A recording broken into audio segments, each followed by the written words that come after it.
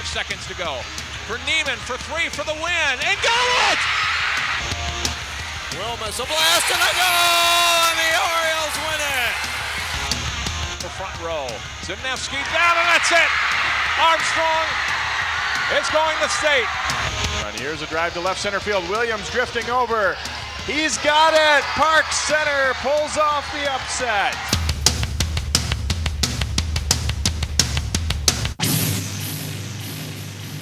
Channel 12 Sports presents Classic Lake Conference Boys Basketball.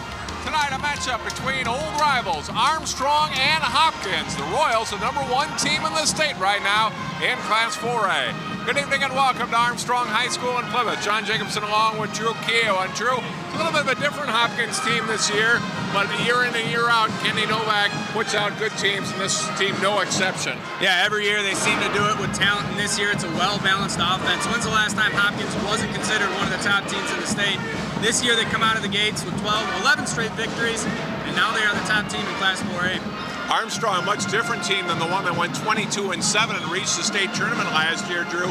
Really, none of the guys that you'll see tonight saw any playing time at all a year ago. They're 7-4 coming in, won their Classic League opener against Tuesday on Park, but completely different club than the one that you saw the last couple of years here. Yeah, very fresh team, but they do have a lot of talent. It's a scrappy team.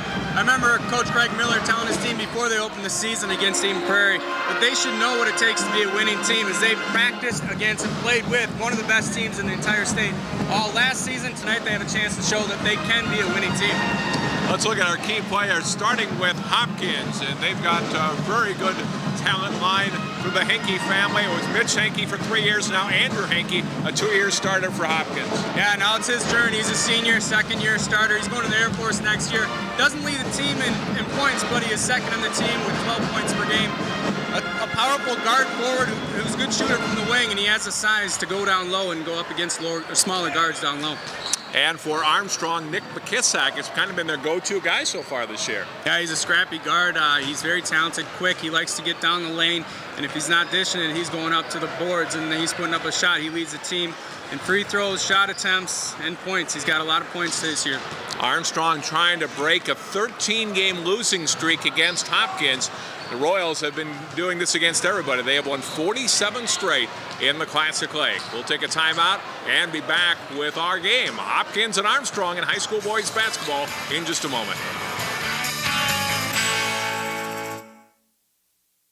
Here's a heads up on what you'll find at Channel 12's website, 12.tv. It's where you get recent local news stories. And a link to AccuWeather for up-to-the-minute forecasts. Keep up with your city's government and click on links to each of them. See who's on your favorite shows this week or who will be on in coming weeks. And our schedules for area high school sports. Plus, there's info for all kinds of great events here in the northwest suburbs. Stay connected to your community at 12.tv. And remember to spell it out. 7:30 p.m. It's a good time for Channel 12 events. An event like this doesn't happen every day. But it does happen every Wednesday, Saturday, and Sunday at 7:30 p.m. Catch all your favorite local sports and community events from the northwest suburbs every Wednesday, Saturday, and Sunday at 7:30 p.m. right here on Channel 12. Just one station brings you local sports and community events every Wednesday, Saturday, and Sunday at 7:30 p.m. Channel 12. 7:30 p.m. It's quite an event. John Jacobson, Drew Keogh back at Armstrong High School as the Falcons get ready to take on the Hopkins Royals. Second game in the Classic Lake Conference season for both these teams. Hopkins a winner over Edina on Tuesday. Armstrong defeating St. Louis Park in their opener. Coaches for these teams, Ken Novak Jr. now in his 16th year at Hopkins, won the state championship a couple of years ago. And his team off to an 11-0 start so far here in 2004-2005. And on the Armstrong sideline, Greg Miller, now in his 4th year as head coach, got them to the state tournament last year for the first time in 9 seasons. Now let's look at the starting lineups for these clubs, starting with the unbeaten Royals. Their forwards, Stephen Duncan, a 6'5" junior, and Andrew Henke, a 6'6" senior. Arden Skoglund, a 6'10" senior, is the center. The guards, Jordan Maraca, 6'3" senior, and Blake Hoffarber, a 6'3" sophomore, is a terrific talent for the Hopkins Royals. And for the Armstrong Falcons, Yoni Surfati, one of the starting forwards, a 6'2" senior. Greg Thompson, a 6'4" senior, the other forward. Brian Hosfield, a 6'5" junior at center. And the guards, Alex Rubin, a 6' sophomore, and Nick McKissack, a 6'1" senior. Well, Drew, Armstrong's key tonight. I think they are probably a little quicker than Hopkins. Beat Hopkins to the spots on the floor, attack them, hoping to use their little bit of quickness advantage and attack the basket on the Royals. Yeah, Hopkins presents a lot of tough matchups for every team they face, but Armstrong is very quick. And they are a smaller team, but they are quick and very scrappy team, and they've shown so far this year that they can beat teams. But tonight's task is a little tougher than usual, facing the top-ranked Royals. Hopkins not only with Skoglund, a 6'10" player in the middle, but they can also bring off Dan Vanderveeren, a junior who's also 6'10". Duan Flowers got good size, 6'7" off the bench. So it's not just 42. They can bring in a couple other guys that have good size as well. Hosfield, the tallest Falcon in their starting five at 6'5" tall. Royals and Falcons set to go here tonight. Hosfield, or rather Thompson, jump center against Skoglund. And it's Skoglund that wins the tap, and Hopkins with the first possession of the game. Look for Hopkins to move the ball quickly, set back picks, and make cuts to the lane. Skoglund to Maraca. Into Skoglund, defended well by Thompson as he knocked the ball away. And Armstrong will get the ball. Rubin, point guard for this year's Armstrong team. Been a good all-around player so far for the Falcons. Drive into the lane, and then the pass out by Surfati. The shot by Rubin is missed. He's been a good three-point shooter, leading the team in threes at better than 50% on his accuracy, but misses that one. You see right away Hopkins trying to get inside to Skoglund. 15-footer up and in by Hoffarber, who's an excellent outside shooter. Hoffarber and Hankey, both great outside shooters, Drew. That's what makes the team so tough. Hoffarber will shoot it from the perimeter, and they have big guys down low that can make the post-up moves.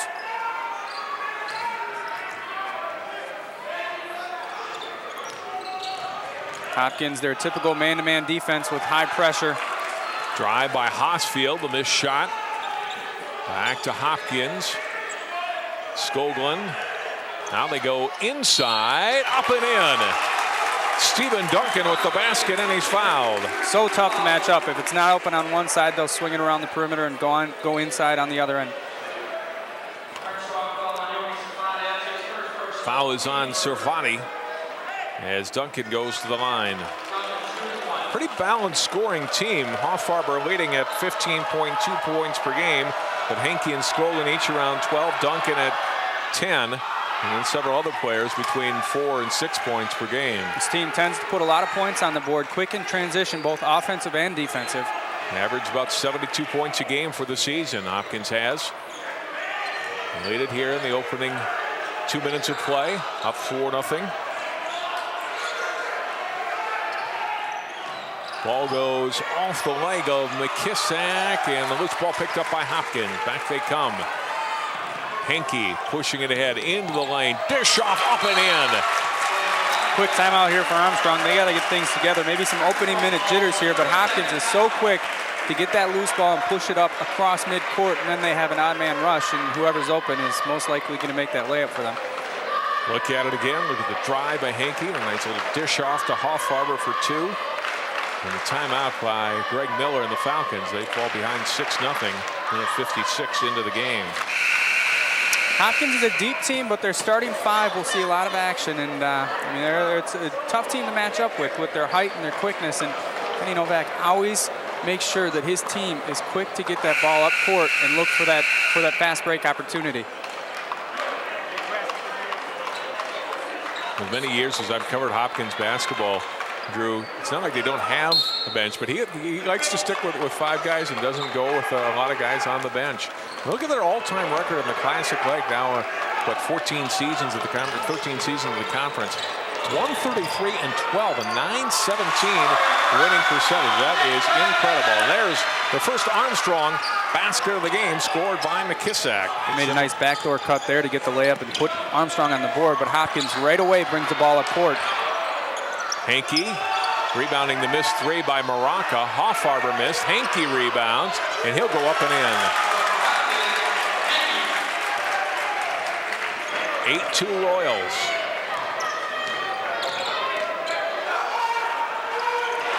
Three-point shot is good from Serfati.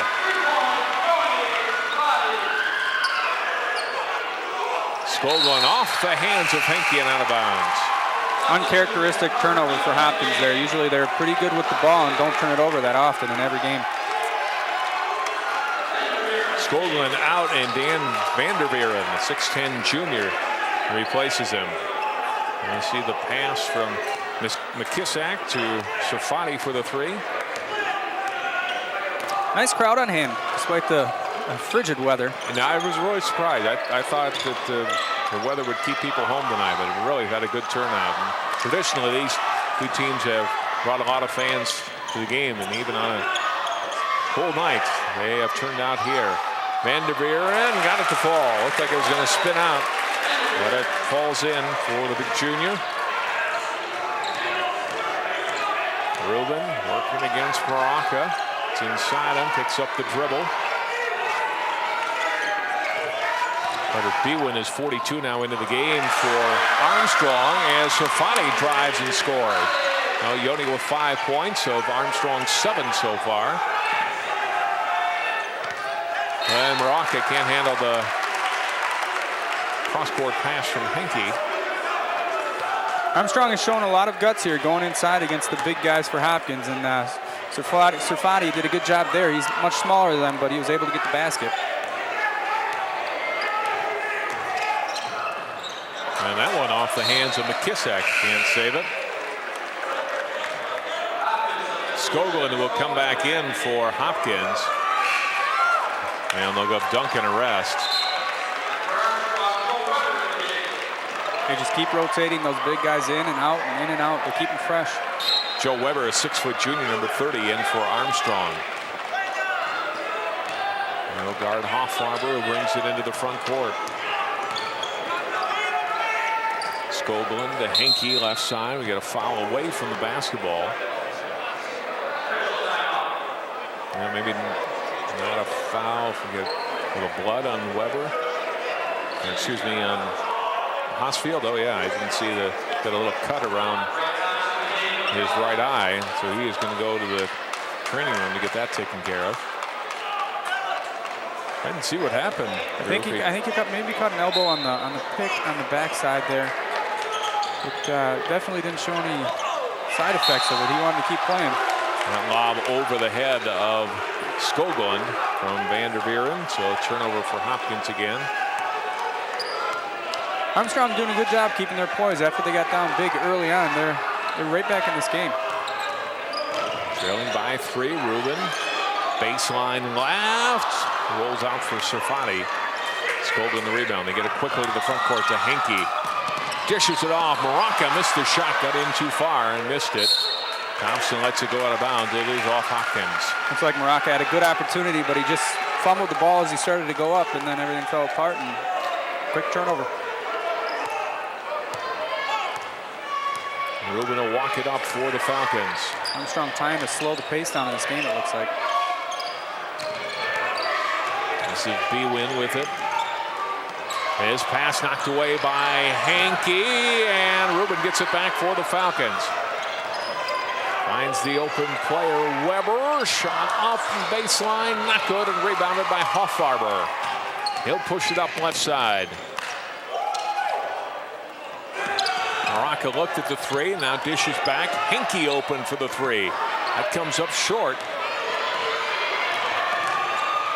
Serfati way off the mark on that one.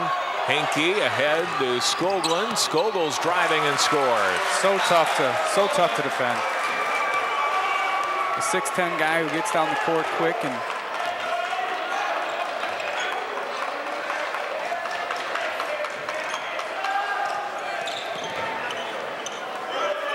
5-point Hopkins lead, 2.5 minutes to play, opening quarter.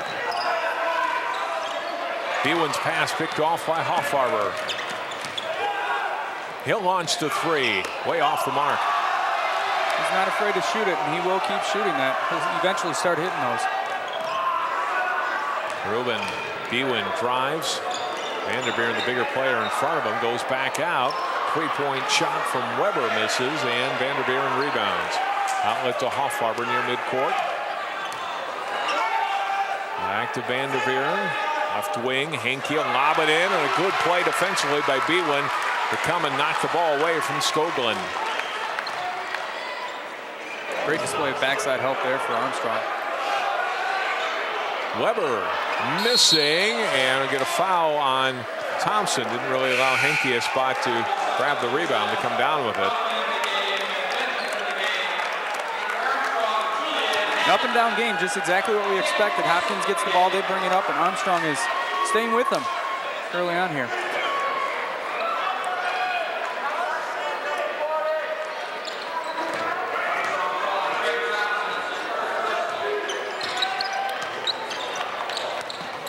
Armstrong sticks with their man-to-man defense. Baraka. Hopkins been cold shooting so far. Both teams the last couple of trips down the floor. Weber continuing his shooting, trying to get himself on track, but he's missed his last three here. Henke at the other end. That one misses. Julian Hamilton pulls it down.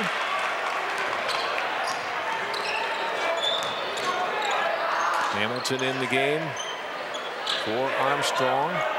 Benjamin came in at that last whistle for Hopkins. Has a three-pointer's good from Alex Rubin. Mentioned earlier that he's been a very good three-point shooter for Armstrong this season. Hits that one, and the Falcons back within two with under a minute to play in the quarter. Raka back out to Benjamin. He drives, had a shot blocked by Bewan. Armstrong doing a good job here early on with the defense. They aren't allowing the low post to get set up, and they help out on defense here. Good block by Bewan. Andy Conrad in for Armstrong, a 5'11" senior. Henke with the putback there for two. See Hopkins run that play very often when they have the ball under their hoop.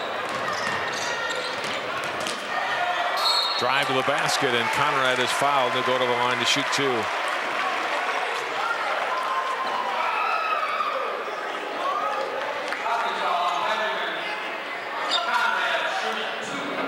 Foul is on Stephen Duncan, his first team foul on Hopkins. Very quick-paced game here in the first quarter. Not a lot of fouls, not a lot of stoppages of play. No, the teams, start to hit some of these shots, Drew. Potentially be a high-scoring game. They have plenty of possessions, but both teams have been a little bit off the mark shooting-wise here in the first almost 8 minutes of play. Conrad missing on his first foul shot, and got the second. Looks like Hopkins will walk it up for one shot. Benjamin into the front court with 15 seconds to play. Now it's Henke. Under 10 seconds. Henke finds the open player. Left corner three is short. And Hamilton pulls down the loose ball at the buzzer as the first quarter comes to an end. End of one. Hopkins, the #1 team in the state in Class 4A, a 3-point lead on Armstrong. We'll have more Classic Lake boys basketball on Channel 12 after this timeout. This looks like a job for the Channel 12 Sports Jam guys, Super John and Jay Wonder. To the jam car, Jay Wonder. Able to cover all of your favorite area high school sports in a single show. The Sports Jam guys bring you the most heroic highlights and incredibly intense interviews every week, Monday through Wednesday at 3:30, 7 and 10. Holy hockey sticks. Join Super John and Jay Wonder every week on Sports Jam, Monday through Wednesday, for the continuing adventures of the Sports Jam guys, only on Channel 12. It's part of the crowd that's come out tonight, Drew, despite the weather, and Seen a pretty good basketball game. Hopefully so they far. brought their jackets. Yeah. Yeah, good game. Armstrong hanging with Hopkins here early on, and gutsy performance. You've seen some good perimeter shooting that's kept him in the game, and they've also gone down low inside with the big men that Hopkins have, and got a couple layups, which is a good sign to work on throughout the game. McKissack. Shot wouldn't go, but the ball went through the hands of DeJuan Flowers, who's in now for Hopkins. And that results in a three-point basket for Bewan and Armstrong. They end up getting the offensive rebound and then convert it with a three. And now we're tied at 14. Benjamin open left side. His three-pointer's off the mark. Hopkins outside shooting so far tonight has not been there. A little bit off their game. Armstrong trying to take the lead here for the first time. McKissack in the corner, double team, throws it off Henke and out of bounds.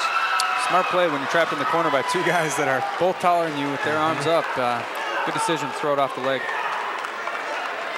He's got to make sure you get out of the way. Ricochet back off of you. Bewan will handle the basketball here. Drives toward the baseline, throws it back out. Oh, and a nice save by Conrad to get it back into the front court without the over and back violation. Got it all the way to Hamilton.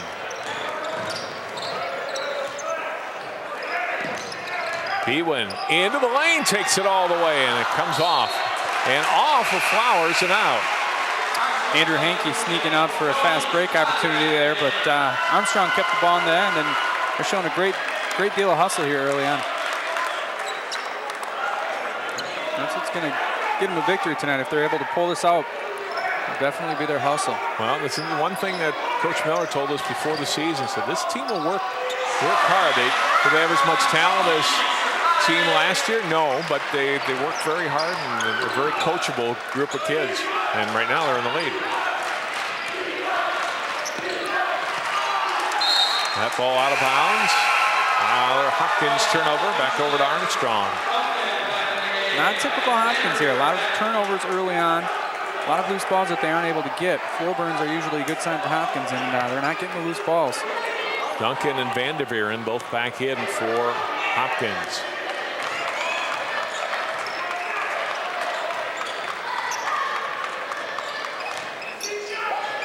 Armstrong now playing with the lead for the first time.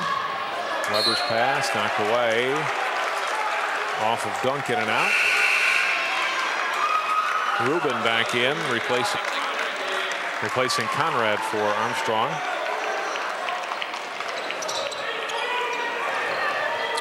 Julian Hamilton getting a lot of action with his size. He's got to be out there to guard the big guys for Hopkins, and he's doing a good job so far.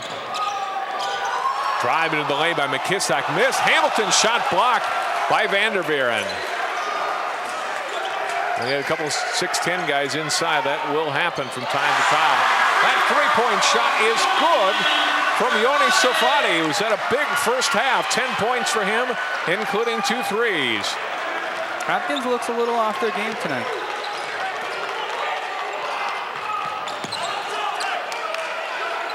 Skoglund into Vanderveeren down low, and he's fouled by Sofati. Great high-low setup there. Skoglund comes out to the top of the key and dumps it down low to Vanderveeren, and there it is.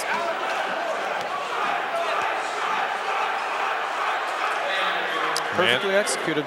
Excuse me, Drew Vanderveeren will go to the line to shoot first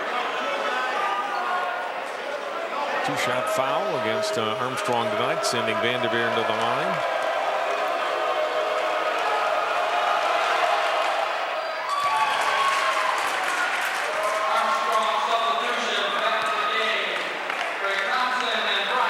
Greg Thompson and Brian Hosfield back in for Armstrong.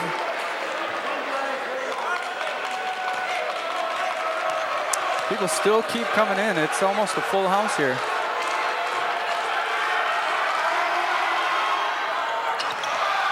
Second free throw comes up short. Tie up on the floor and alternate possession. And the ball will stay with Hopkins. Good job by Vanderveeren there to follow his free throw, and nobody else jumped in the lane to box out, and he just claimed the ball.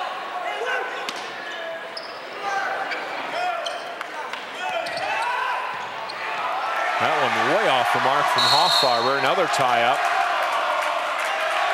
And this possession obviously going to Armstrong. Looks like he forced that one up a little bit, and not a good decision there.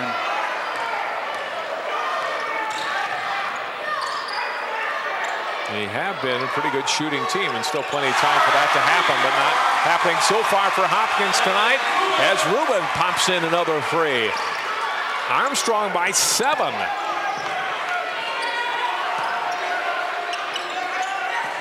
Ball off the leg of Henke and out of bounds.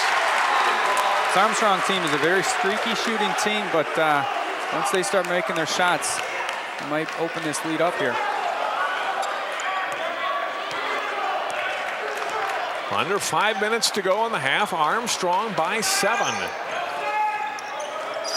Turnaround shot by Serfati is up and good. Ken Novak has seen enough and calls timeout. The Falcons have outscored Hopkins here in this quarter 13-3, and they take a 9-point lead. Yeah, as we were talking about towards the end of that first quarter, if either team starts hitting their shots, the points will start to rack up, and Hopkins just is not hitting their shots, and Armstrong, on the other hand, has been hitting their shots. Which helped them open up a 9-point lead here. Excuse me, I said 13-3, 13-1. They've only got the one free throw from Vanderbeeren here in the second quarter. Hopkins does. You look at the last two. Servati with 12 points already, Drew. Good start. They got to be very happy with the 9-point lead early in the second quarter here. They're also a team with pretty balanced scoring attack, although they average only about 58 points per game. I think I'd said 13 straight in the pregame. You can see on the graphic there, 12 straight wins by Hopkins versus Armstrong. They get a steal and 2 more. McKissack scoring. It is all Armstrong here in the second quarter. They lead by 11. Henke trying to get 3 back and can't.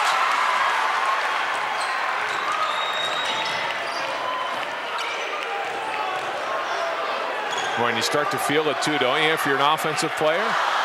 That one missed from the outside by Weber, but we get a foul underneath on Hopkins, and Armstrong keep possession of the ball here. They get an offensive rebounding position by Brian Hosfield there. Textbook job at boxing out. The guy is about 6 inches taller than you, and you're able to put a body on him. Foul is called against the big guy. Fouls on Duncan, his second.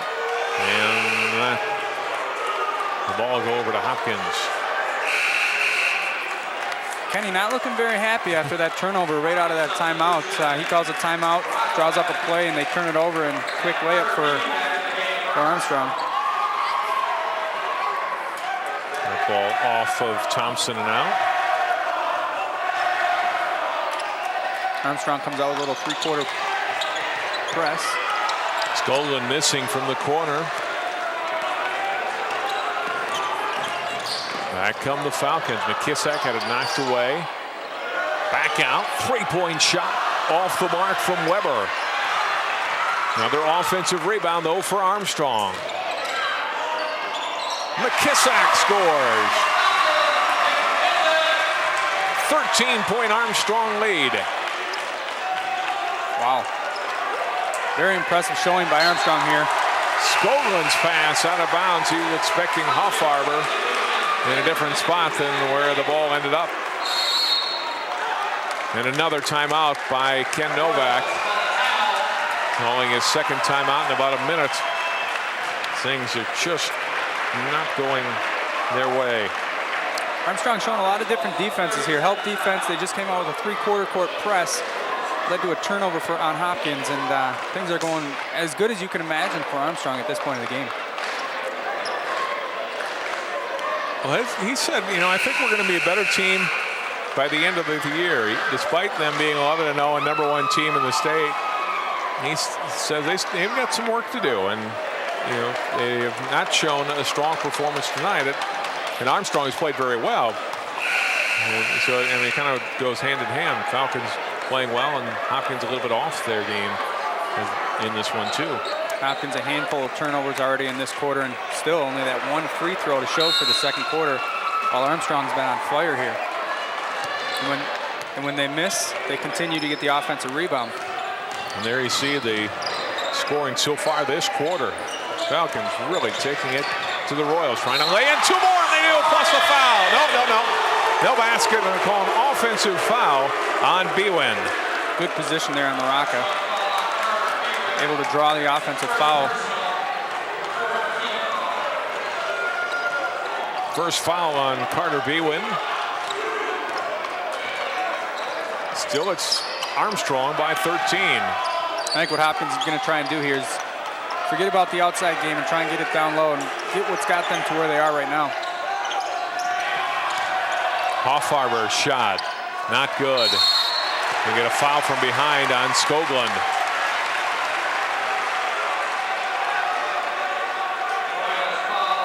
First on Skoglund.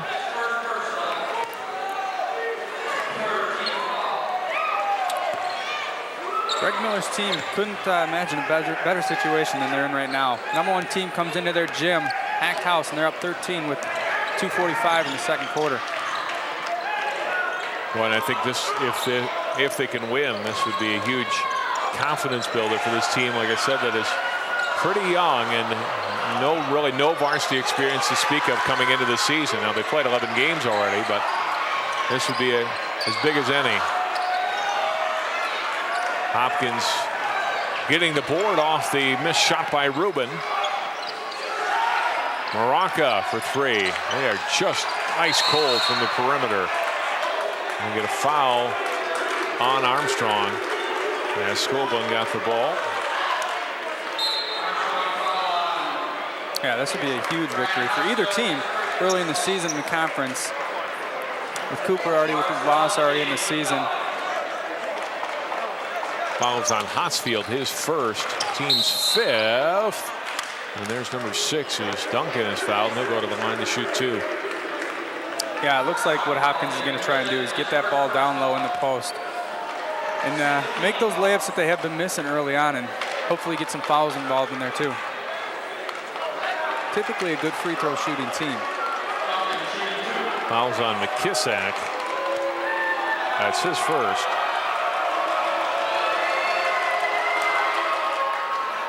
Duncan gets the free throw. They still don't have a field goal here, almost 6 minutes into the quarter. And for a team that averages 72 a game, Drew, that is very unusual. Second one missed and rebounded by Bwin, and a 30-second timeout called by Armstrong here with 2:08 to play in the first half. I think what Greg Miller is going to tell his team here is, so let's go into halftime with this lead. Let's build on this lead. Let's not let them get any closer. We've held them to 2 points so far in this quarter. Let's keep them at 2 and hopefully build on our 12-point lead. That's a good point. You don't want to have them go on a little mini run here in the last 2 minutes plus. Keep it that double-digit lead if you can. Because for as bad as Hopkins has played so far, being down 12 at this point is not very bad for them. I mean, they haven't had many shots dropped for them, had a lot of turnovers, very uncharacteristic game for them. But hopefully they'll turn it around for Kenny Novak's case.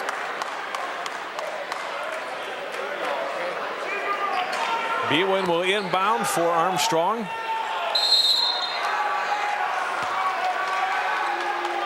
It has been a long time since the Royals have dropped a game in the Classic Lake Conference.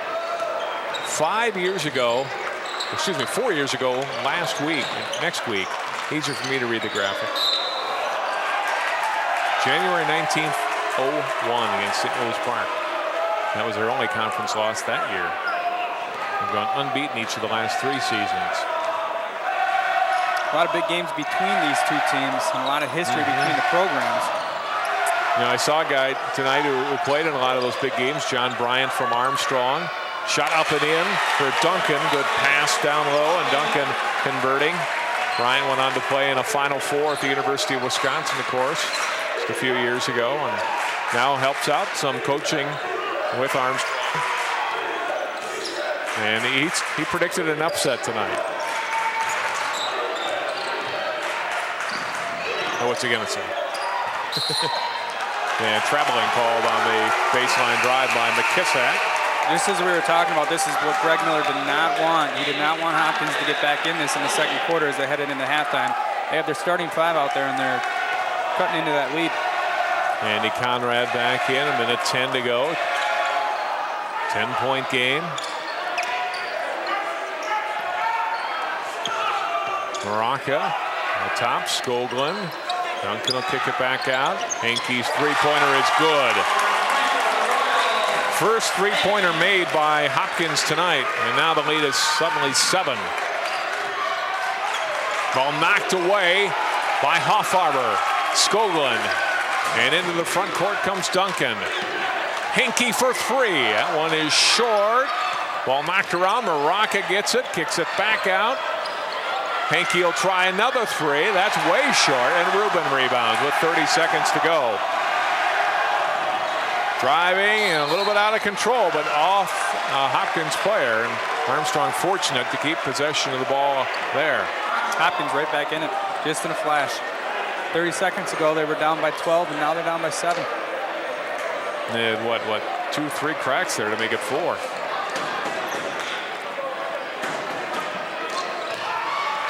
McKissack driving, and he's fouled by Skoglund. As we talked about in the pregame, a gutty guard who likes to go to the lane. And there's a perfect example going up against a 6'10 guy. He draws the foul. Leads the team in field goal and free throw attempts this season, McKissack, and he'll go to the line here to shoot 2.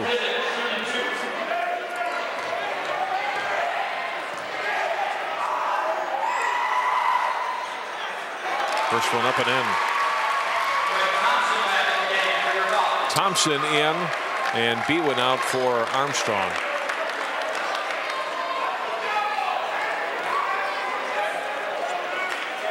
First points for Armstrong in a while here.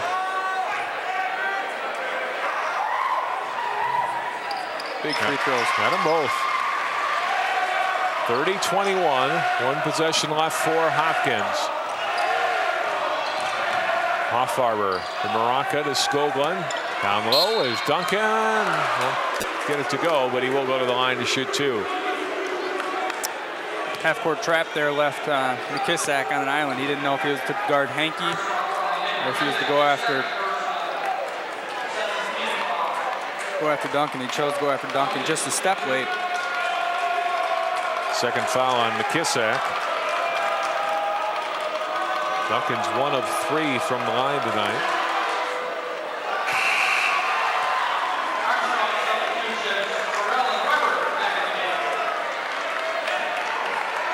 Weber in, and Mark Torrell, a 6'3" junior, in also for Armstrong.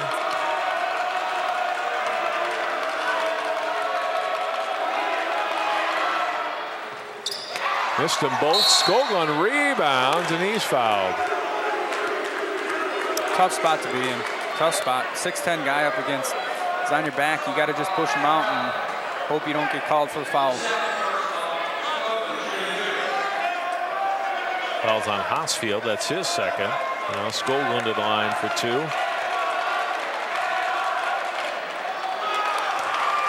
Hopkins struggling from the line here. Uncharacteristic.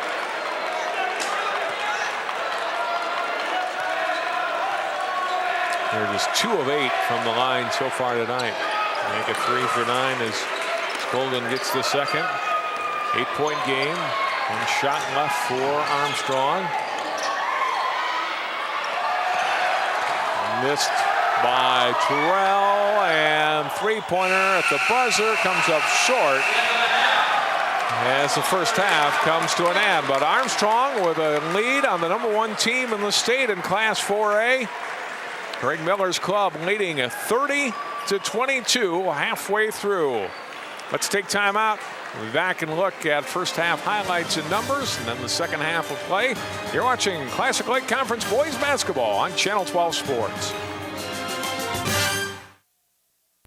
Here's a heads up on what you'll find at Channel 12's website, 12.tv. It's where you get recent local news stories. And a link to AccuWeather for up-to-the-minute forecasts. Keep up with your city's government and click on links to each of them. See who's on your favorite shows this week or who will be on in coming weeks. And our schedules for area high school sports. Plus, there's info for all kinds of great events here in the Northwest suburbs.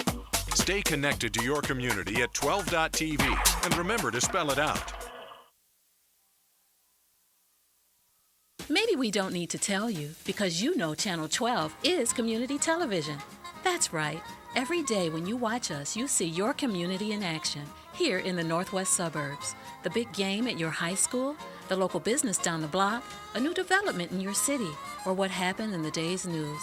For your convenience, all of our shows are repeated throughout the day, right here on Northwest Community Television's Channel 12. We are what community television is all about. John Jacobson and Drew Keogh back at Armstrong. The Falcons shocking the unbeaten Royals of Hopkins 30-22 at halftime. As you look at some first half highlights from this one, Hopkins scored the first 6 points of the game, and they led 14-11 after a quarter. Nice basket there. Henke to Hoffarber on the feed. And then Armstrong, though, playing well at the end of the first quarter and the end of the second quarter. The drive to the baseline by Yoni Serfati, who's had a big first half. Then it's Serfati from the outside, nailing the long jumper. And then the defense getting them some points here. The turnover and then the drive to the basket by McKissack. As we look at the first half point totals, the Royals led by Andrew Henke with 7 points. Serfati, McKissack, and Rubin leading the Armstrong Falcons so far in scoring. 8-point lead, Drew Keogh, as we get ready to start the second half. Yeah, that last highlight showed it all. Hopkins calls a timeout as things were getting out of hand. Right out of the timeout, they turn it over, and it's a quick layup for Armstrong to build on their lead. Now, will Hopkins' shooting funk that they had for much of the first half continue? Well, the first possession, yes, and that one was a fairly close-in shot from Duncan, missing. At the other end, Armstrong starts with a three from Serfati, who's had a great game, averages under 8 points a game. He's got 15 now tonight.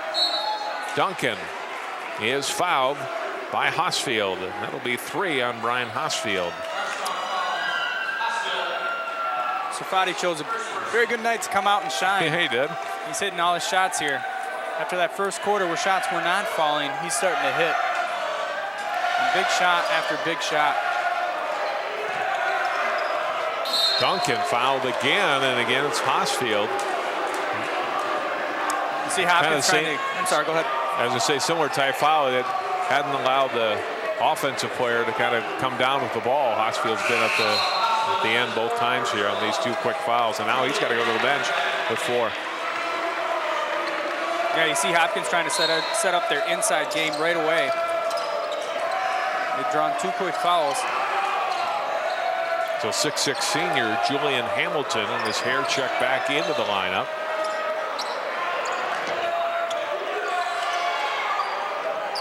From the corner, Maraca missing. Duncan another offensive opportunity, and he's fouled and they go to the line to shoot 2.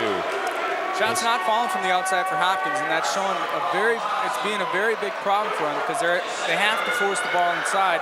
If they're able to hit those outside shots, that draws the defense out to the perimeter, which will open up the lane for the big guys down low. Stephen Duncan back to the line for Hopkins, 6'5" junior. 2 baskets, but just 1 of 5 from the free throw line so far tonight. Boy, he's like, what am I doing wrong here? At some point, Drew, too, when you get, even if you're a good free throw shooter, when they start to miss, and you can see it's kind of creeping into his head, I think, a little bit. Think about it way too much. You got to get in a routine, do the same thing every time. Missed them both. Armstrong with the rebound. McKissack, Rubin, baseline left. Shot missed and rebound by Maraca, knocked away from him. And it goes right to Hoffarber. Maraca front court. Drive, stops, kicks it back.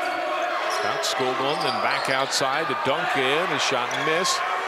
Skoglund can't hang on to the rebound, but it's off Armstrong and out of bounds. Another outside shot that does not fall for Hopkins. If that continues, that will develop into a big problem.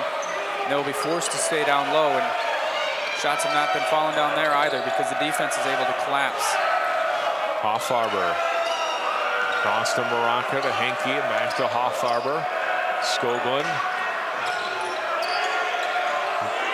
Not letting Skoglund or Vanderveer when he's in get the ball down low. They're keeping him up a little higher up on the lane, Drew, not letting him get the ball down low on the block.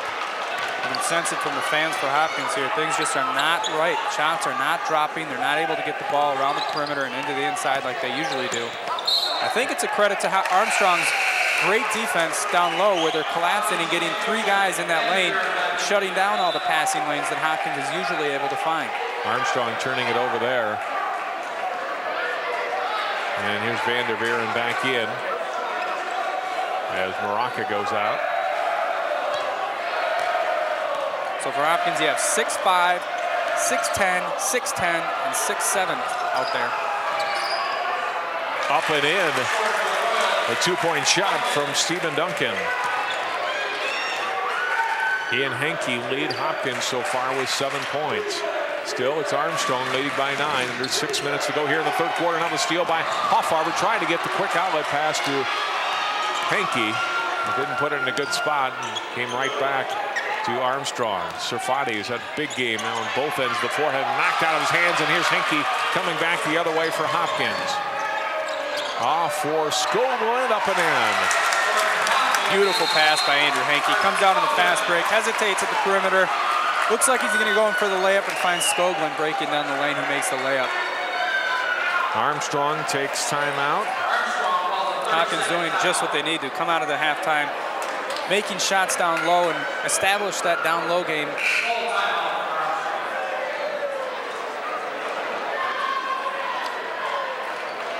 Take a look at it again, Drew. See Henke making a great pass. He was pulling up for the 3-point shot. Decided to hit Skoglund down low, who was breaking through the lane. Made the layup, cuts the deficit down to 7. Very good sign for Hopkins as they headed into halftime with things not going their way, and they come out of halftime, turn things around right away. Yeah, Armstrong got that 3 from Serfati early, but they haven't been able to score here the last 2+ minutes. And part of the reason Coach Miller took a timeout here, get his team back into offensive rhythm, maintain the lead. He has not beaten Hopkins since he took over this Armstrong program 4 years ago. This is his 4th year now. I'm going to do it tonight. They reflect very largely in the conference standings with the victory over Hopkins, something that has not happened in quite a few games. Well, you look at those numbers we showed you in the first half, Drew, and it's unbelievable. Since they have started Classic Lake Conference play in the 93-94 season, Hopkins has played 145 games and lost only 12 times. 3 of those came in 1 year. Serfati again hitting for Armstrong. Get him the ball. Absolutely. 18 points tonight for Yoni. And a steal by Rubin. Back to McKissack with a great pass up and in. Beautiful ball pass there. Bounce pass, goes under the hoop, uses the basket as a defender, makes the layup. Henke to Skoglund and a block foul on Armstrong's Thompson. Very, very big call, close call.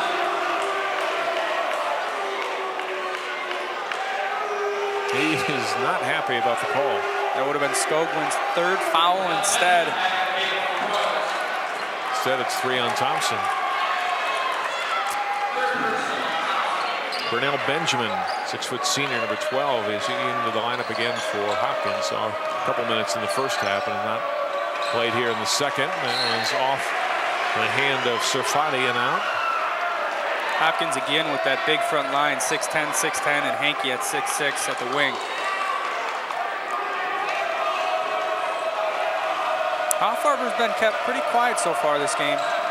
See if he can get things turned around, and as I say that, the ball goes deflected off his hands, and it's Armstrong's ball.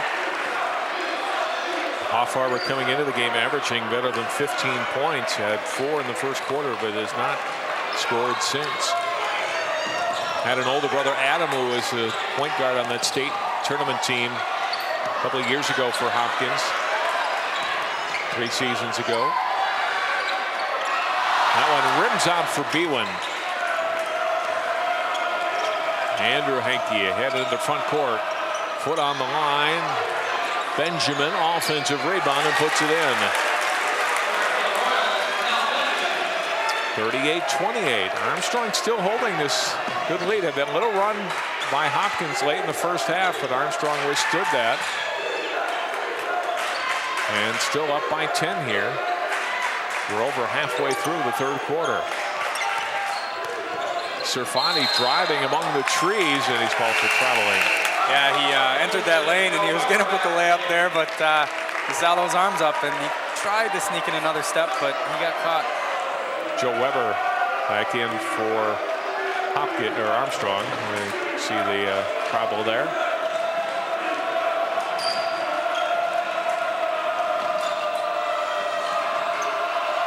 Benjamin cross to Henke. Now it's Skoglund. Hoffarber. Henke baseline left. That one falls. That's a big shot for Henke. Maybe he can take that and get on a roll because he hasn't had a lot of shots drop for him. His older brother Mitch, a freshman out at Santa Clara, getting some playing time this year. D1 guy a year ago for the Royals. They've had a number of them here in the last several years. And a foul under the basket on Arden Skoglund. That is his third. That'll put Ken Novak in a tough position here. He quickly goes to the bench and brings in Duncan. Hamilton also coming into the game for Armstrong.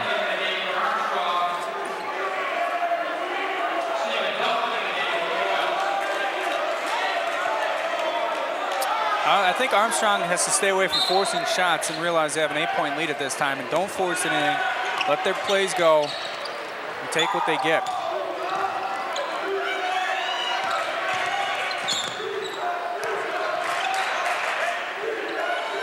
Three-point shot up and good. I mean, Serfani, though, he just fired, Drill, and everything goes in tonight. He's unconscious.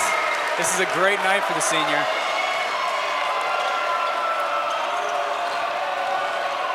Got 9 of their 11 points after halftime as Vanderveer answering at the other end for Hopkins. With a 2, that one's through the hands of Serfati.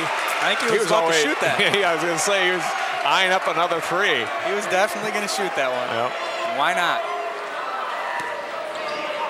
Still after the turnover, a 9-point lead. Have a good defensive stand here.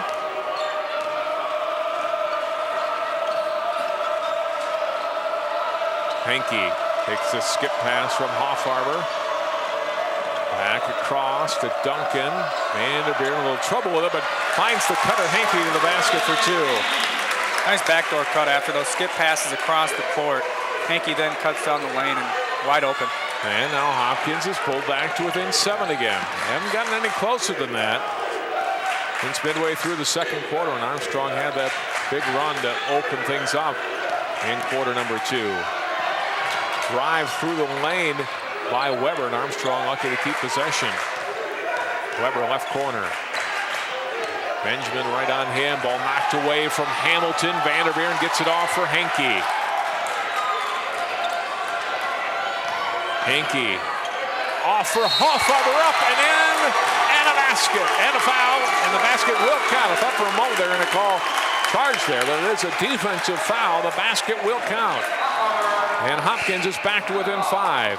Great bounce pass by Henke as Hoffarber follows the pass and gets the layup and the foul. Huge play for Hopkins. They could pull within 5 points, 4 points here.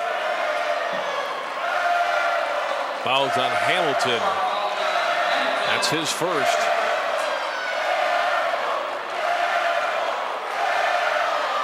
Blake Hoffarber, the nephew of Ken Novak Jr., grandson of Ken Sr. Still on the bench. Boy, how many? It was a couple years ago we did a story on Ken Novak Sr. and said, this is going to be, I think it'll be my last year of coaching. And that was like 3 years ago, and he's still out there for Hopkins. He's been around for a while, and I don't know if he'll ever leave. Benjamin knocking it out of bounds. Maybe he's a good luck charm. Can't quite see Kenny Sr.'s all the way at the end of the Armstrong or Hopkins bench there. Standing back right behind Ken Jr. right now.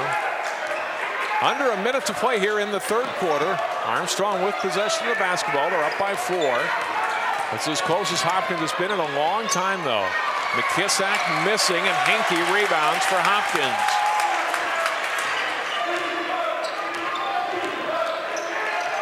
Andrew Henke off for Duncan. Stephen Duncan will bring it back out to Henke. Under 20 seconds now. Henke driving, dishes off, and a foul as Duncan is fouled going to the basket. A huge swing of momentum here in the final 3 minutes of this quarter. Ever since Arden Skoglund went out, things have opened up in that lane. They've been able to get that bounce pass and go to the hoop for Hopkins. Fouls on Carter Beowin, his second.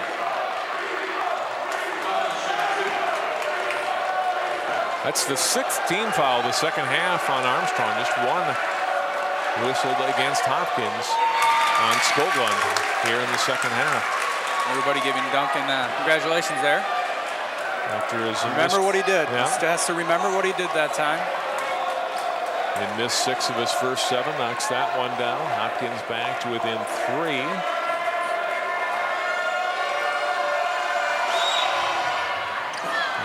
Nope, can't get that one, but it goes to Van der Veeren. Not good. And pulled out by McKissack. Under 10 seconds to go. Last shot for Armstrong. 3-point shot comes off for Terrell as the quarter comes to an end. Armstrong continues to lead, but Hopkins making a rally there late in the third quarter, and they have pulled within 3 points. 41-38, Armstrong leading Hopkins after 3, and we're back with the fourth quarter at Armstrong High School after this timeout.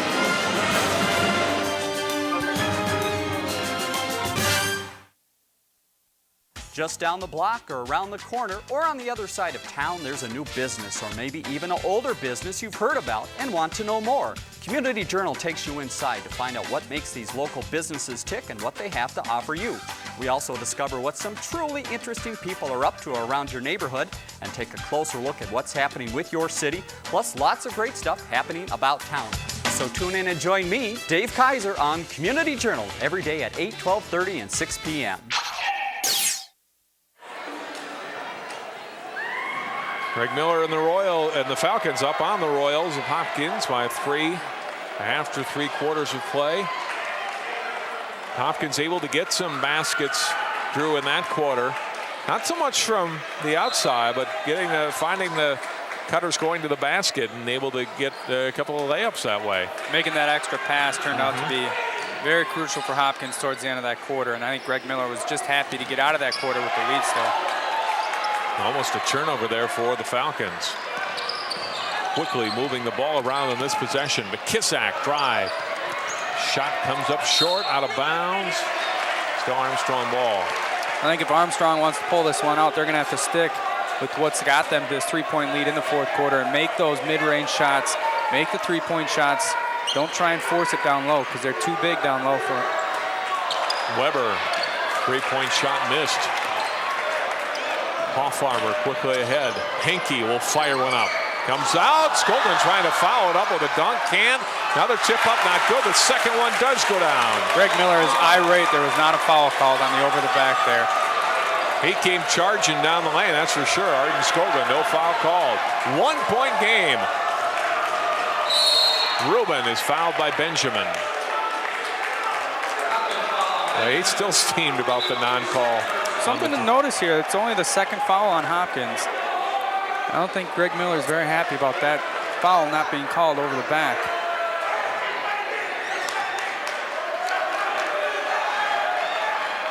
Not only would that have been the 4th on Skoglund, that would have been still a 3-point lead. Oh, and Armstrong turns it over. Can't get the inbound in. And they go back over to Hopkins. Hard to take a good thing out of something like that, but here comes Yoni Serfati. Comes in off the bench. He has had quite a night. 5 3-pointers, 21 points in all, and Hopkins gives it right back. It's turning into one of those classic matchups between Armstrong and Hopkins, just like the past. Boy, I've done so many of these games in the past. Drew, I know you've been at a few in your time. And Hopkins, although they've certainly held the big edge recent years, have had some very good games going back the last decade and a half. Since Ken Novak Jr. took over Hopkins. Offensive rebound by Thompson, and there'll be a Hopkins foul. Great job of crashing the boards there for Greg Thompson.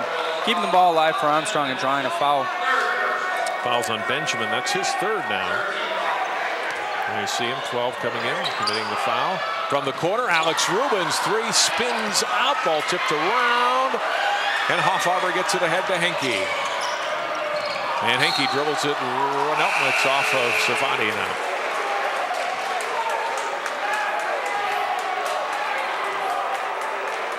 Hopkins in good shape for how poorly they played in that first half. They turned things around drastically towards the end of that third quarter.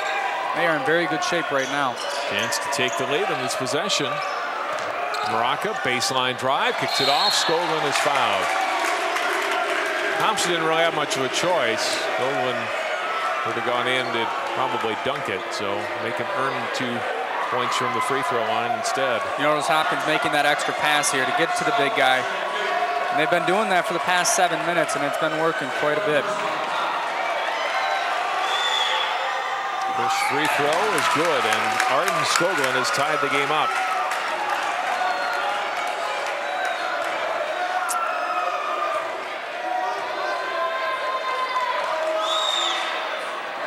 Second one missed and rebounded by Serfati. Every rebound is crucial for Armstrong at this point. Rubin, a little floater in the lane, up and good. Armstrong's first basket here of the second half. Excuse me, of the fourth quarter. And back up by 2. Moraka left corner, now off to Henke.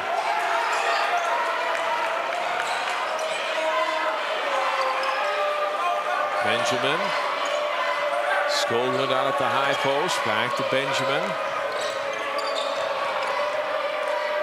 Now it's Hoffarber. Moraka. Hopkins looking for that good shot. Henke. Tough shot in the lane. Comes up short and rebounded by McKissack. Ahead to Serfati. Scored and a foul.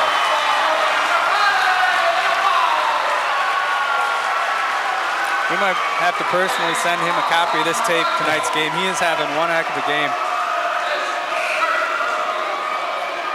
And does a nice job here. Sees the defensive player coming from behind him, waits long enough so he can draw the contact and complete a three-point, or have a chance to complete a three-point play.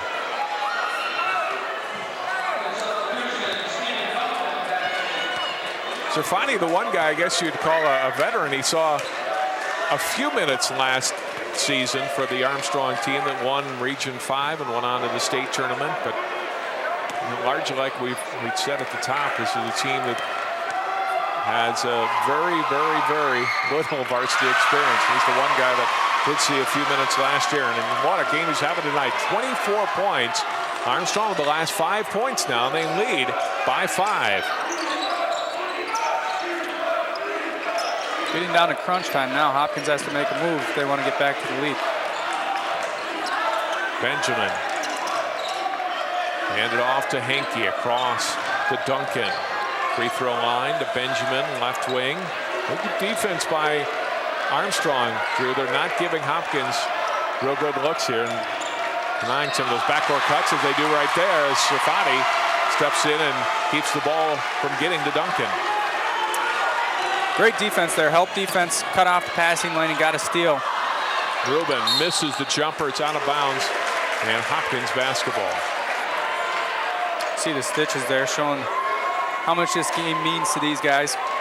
Comes back after he caught an elbow or something to the eye, and he had to go out in the first quarter with a gash over his forehead, over his eye.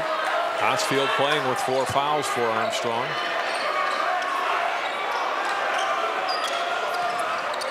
Benjamin. Looks like Hopkins is trying to set up the low post position, get Vanderveer in the ball.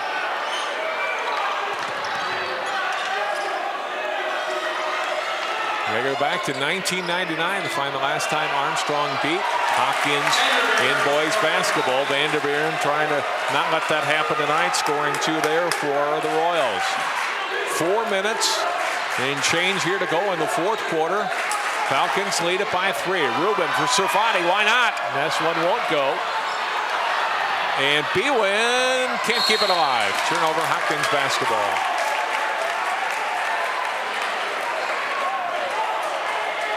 Well, if you decided to stay home because of the cold, I think you made a bad decision. This turned out to be one heck of a game. It'll be interesting to see what coaching decisions are made here in the final 3 minutes of this game. You see Armstrong again in the coming week. We'll be televising their game against Cooper coming up. Vanderveer working hard down low, and he gets rewarded with the basket.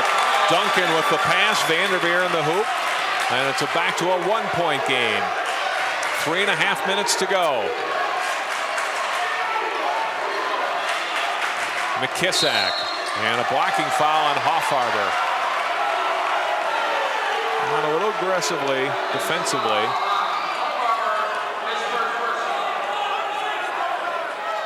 Armstrong, though, not in the bonus yet. That's the 5th team foul for Hopkins here in the second half.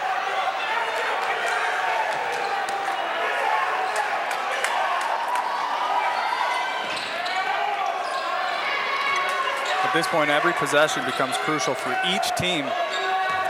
Turnovers will turn out to be big. Rubin out near half court. Now to McKissack. To the basket, and he scored. Boy, that's a great possession. They work about 30 seconds off the clock, Drew, and get the basket at the end. McKissack driving down the lane. He wasn't afraid of anybody down there, and he put up the layup, and it turned out very well for them. Still, it's just a 1-possession game. This could tie. A 3-point shot. Good from Hoffarber. Wow. Foul could have been called if you're listening to Ken Novak. Foul should have been called. But none was, and we're tied at 48. Pass into the lane, intercepted by Henke. He'll take it all the way and is fouled.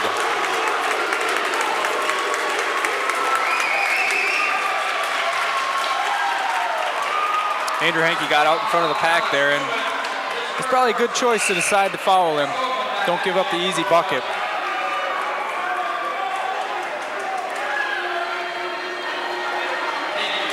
Henke to shoot 2, and put Hopkins ahead with 2:28 to go.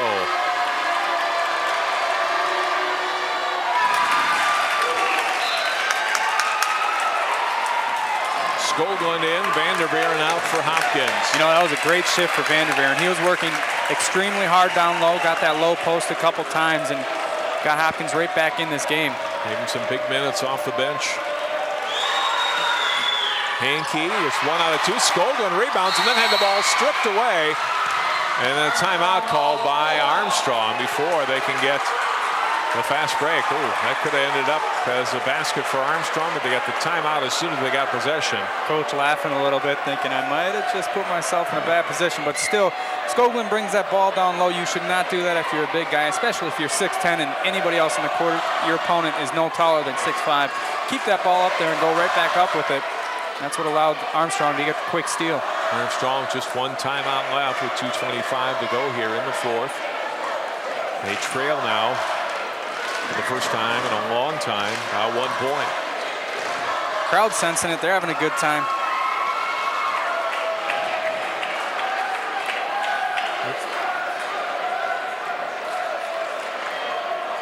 A couple of recent hoops. This was a drive by McKissack. Just over 3 minutes to go. Hopkins able to come back and tie it up. This is the one that Well, the Royals wanted a foul on Hoffarber, knocking down the 3. Teams will play for a second time in the Classic Lake on February 8th at the Lindbergh Center.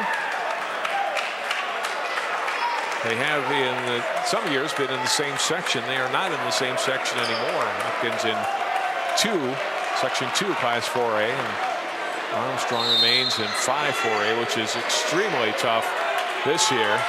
There's the number we mentioned at the top of the show, 47 straight conference wins for the Royals going back 4 years ago next week.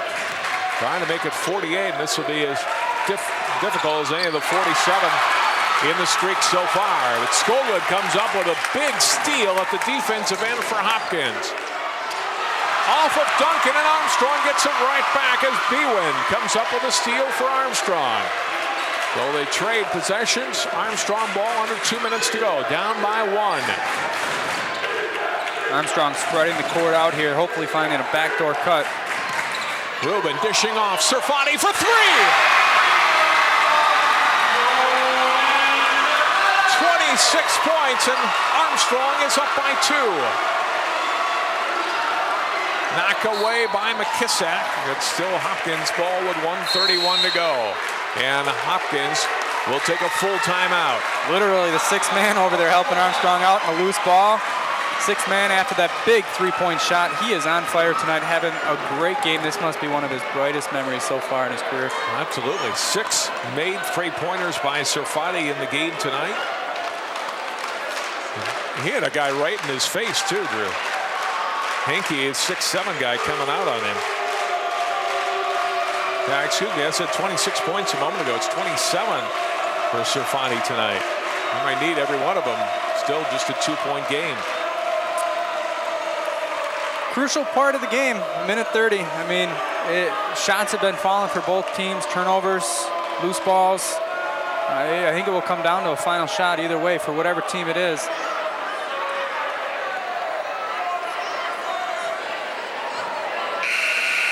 Armstrong doing a great job despite their size differential. Hopkins with 2 guys at 6'10", another guy at 6'6", and another guy at 6'5". Armstrong nobody bigger than 6'6", but still they're in this game. I think it's a symbol of their defense and their work ethic that they've been able to show tonight. Something the coach had mentioned that we should see in practice, but unfortunately we weren't able to see practice, but we're seeing it tonight. Out of the timeout, Hopkins basketball, under a minute and a half to go. They're down by 2. Vernell Benjamin with the basketball. Hoffarber to Skoglund. Back to Hoffarber. Armstrong keeping the guy right on everyone, but Benjamin gets an open look at a 3 but missed it. And then we get a foul on Rubin as Hoffarber got a couple of hands in the ball. Rubin came across and committed the foul. And Hoffarber will go to the line for a 1-1. That is the 19th foul, so not quite the double bonus for Hopkins yet. This is a position where fouls become a huge issue, whereas Hopkins can be extremely aggressive with still 1 foul to give until Armstrong gets to shoot free throws, whereas the next foul will put Hopkins at the line for 2. Hoffarber tonight, 1 of 1 from the free throw line. And it comes out, Skoglund rebounds and puts it back in. Tie ball game, 51-all with a minute to play. It has been a great opening week of Classic Lake basketball. Our first Friday night of conference play. Tie game, Benjamin going for the steal and commits the foul. That's all right, though. It's exactly what we were just discussing. They're able to be over-aggressive there. With that 1 foul still to give, you might as well go after that ball. That is Benjamin's 4th personal foul, though. But you're right, chance to, if you don't get it, it's just an out-of-bounds play. If you do get it, you get a chance to get a layup.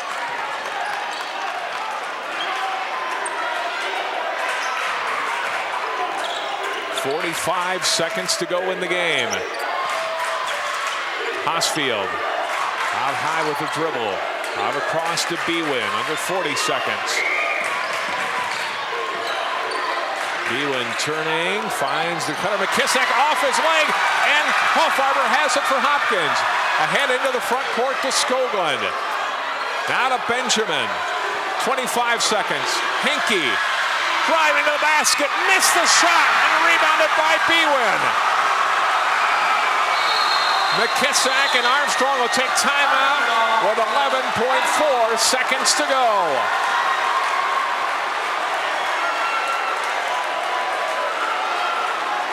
Tough no call, but at this point in the game, you can't make that call. You cannot make that call as an official. You have to let them play, see who's going to step up and make that big shot. Fortunately for Armstrong, that ball did not go down and there was no foul called. Now they have possession, 11 seconds left, and they get one final shot. I'm a little surprised they shot in a way. I thought maybe they'd hold up and maybe they would call timeout and set up a play. Instead, they attack the hoop. Henke with the drive here. Looks like it was a good call on the official. Yeah, kind of fell away from him. Challenged the shot, but stayed away from contact. Right. Look for Hopkins to set up a defense where it'll force Armstrong to make a cross-court pass where they might be able to cut it off. Whereas Armstrong, again, has to stay patient. They have 11 seconds. They do not want Hopkins to get the ball back with any time.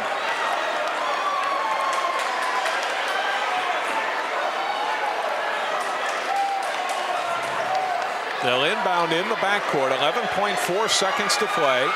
What a treat. Greg Miller has to be pretty nervous at this point. Pretty excited, but nervous. Serfati, the inbound on McKissack. Here we go, 10 seconds to go. McKissack driving, ball on his hip, and it's a tie-up. Going on. And possession will go to Hopkins with 3.3 seconds left. Probably a pretty good call there, either a jump ball or travel. Looked like it was a clean defensive play. Hopkins is going to go with it. Not going to take the timeout. Hoffarber to inbound. Deep in the backcourt. Henke, midcourt, runner at the buzzer, and the game will go to overtime. 51-51. A great 4 quarters of ball so far tonight in Plymouth. And we'll play a 5th quarter in a moment. Let's take time out and be back with the overtime session. You're watching a great one in Classic Lake Conference boys basketball, and we're back in a moment.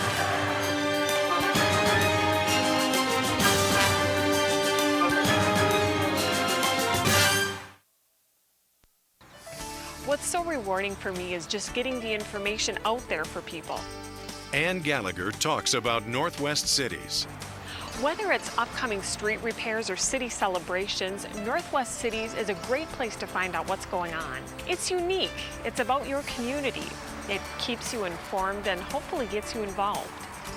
Get to know your city with Ann Gallagher and Northwest Cities. And it's convenient every day right after 12 news. With Drew Keogh, I'm John Jacobson. 51-51.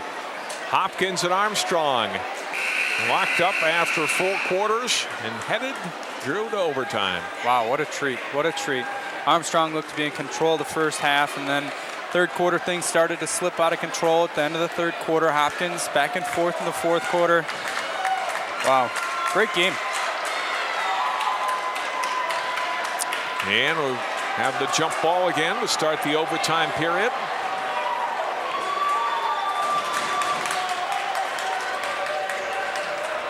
Armstrong just has to continue to play tough defense, help defense down low. Do not let Skoglund get any easy baskets. Hopkins has not been making a lot of shots from outside, so force them to take those shots and then have good, solid possessions on the offensive end. Good passes, don't take any risks.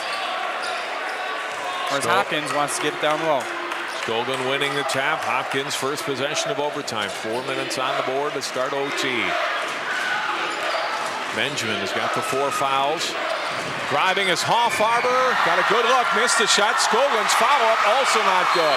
And then Bwin is tied up by Duncan. And the ball on the possession arrow goes to Armstrong.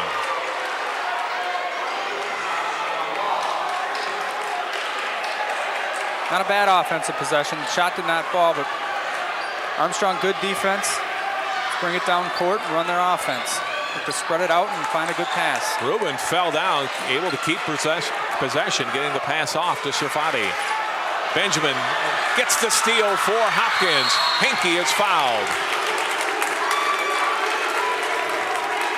Double bonus here for Hopkins, all the way in overtime. Foul is on McKissick, his 3rd. Look at it again. Benjamin creating the defensive pressure and getting the steal. And Andrew Henke, a 6'6" senior, will go to the line to shoot 2. You know, Hopkins is always known for their points, but it's a lot of the times it's their defense, their quick defense, their quick feet, cutting off those passes and trapping on defense to create turnovers and quick transition. Henke gets the first point of overtime.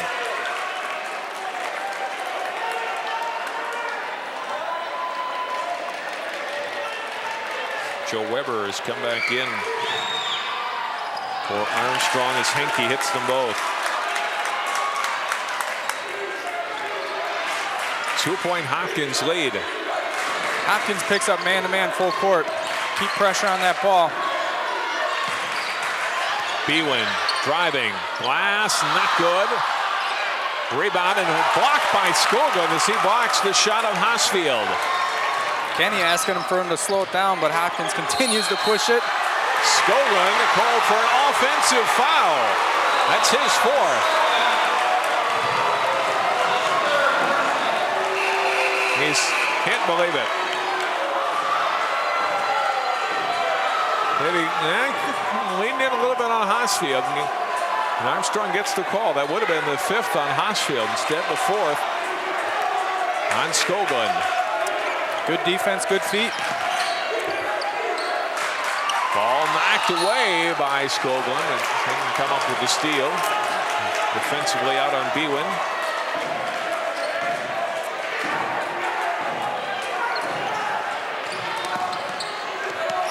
Bwin left corner, now drives in around Skoglund. Missed the shot, ball tapped out to McKissack. 2.5 minutes to play in overtime. Armstrong down by 2. Hopkins looking for a 5-second call, but Armstrong makes a quick pass. Weber, 3-point shot is good. He tried a lot of shots early on, Drew, wasn't hitting, but could he have asked for a bigger made 3-point shot than that one? Joe Weber, and then the defensive end, though, he commits a foul on Hoffarber.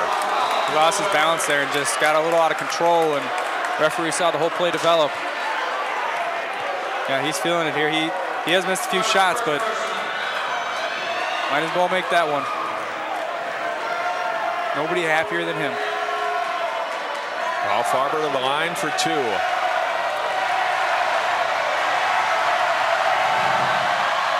Missed it. Hopkins struggling from the free throw line tonight. You don't see that very often.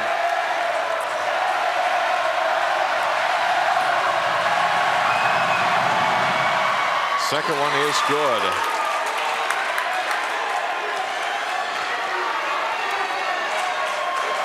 Yep, for the game, Drew, they are 10 of 23 from the line. Tie ball game, 2 minutes to play in overtime. Down on the low block, Bwin knocked away from him. Hoffarber, good hustle trying to get the possession back for Hopkins, but can't. Good hustle by Hoffarber there. Armstrong keep it with 1:53 to go. Very tense here in the gymnasium. You go warm my car up, Drew? It's about time. We should have done that in about the 3rd.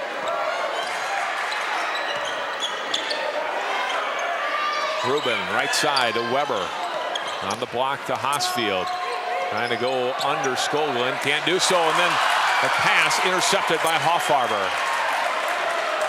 Stepped into the passing lane and gets the ball back for the Royals. A chance to go up with 1:30 to go in OT.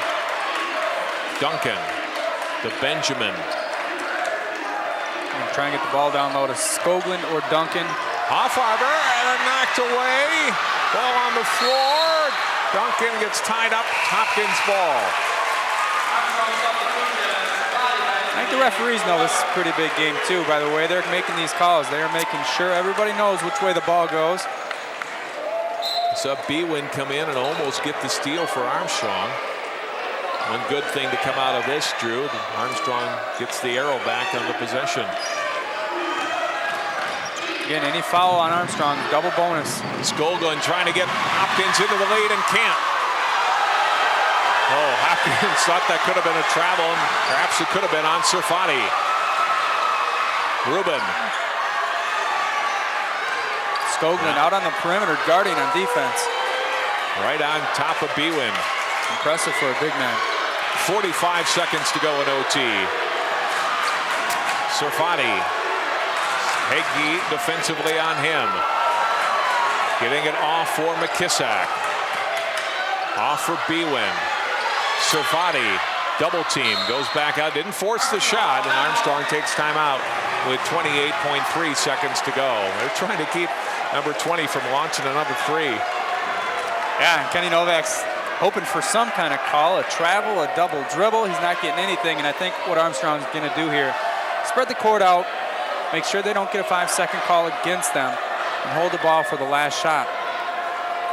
I think he called for traveling, double dribble, and carrying the ball in the last 15 seconds. Well, here's the missed shot by Skoglund, and then Serfati going down. Oh, yeah, right there. That's tough. Yeah, that's another position where the referee is letting these kids play, and they're going to let somebody win it. They aren't going to let anybody lose it. I think at this point you draw up a play to get Serfati the ball. 5 seconds left. And if he makes it, he makes it. And the way things are going, you just put all the marbles in his basket and hope he makes it, because it's tough to get down low with Hopkins with their big guys. And they're so good at cutting the passing lanes off. And I think Hopkins hoping there's enough times on the clock, Drew, where Armstrong is going to be able to hold for one and maybe get a hand in there and get a steal and get the possession for themselves. We'll see, 28.3 to go. McKissack to inbound from the far sideline.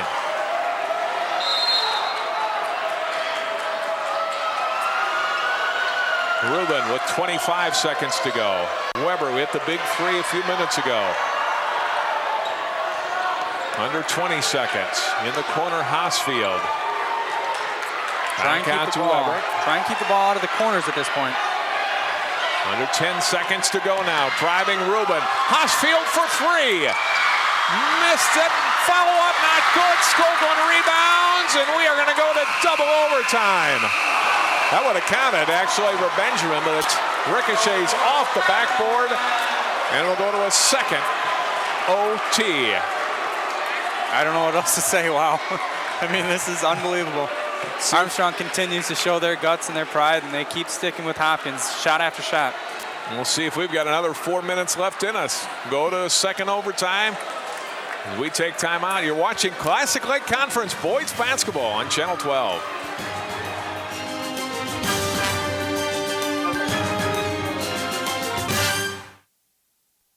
This looks like a job for the Channel 12 Sports Jam guys, Super John and Jay Wonder.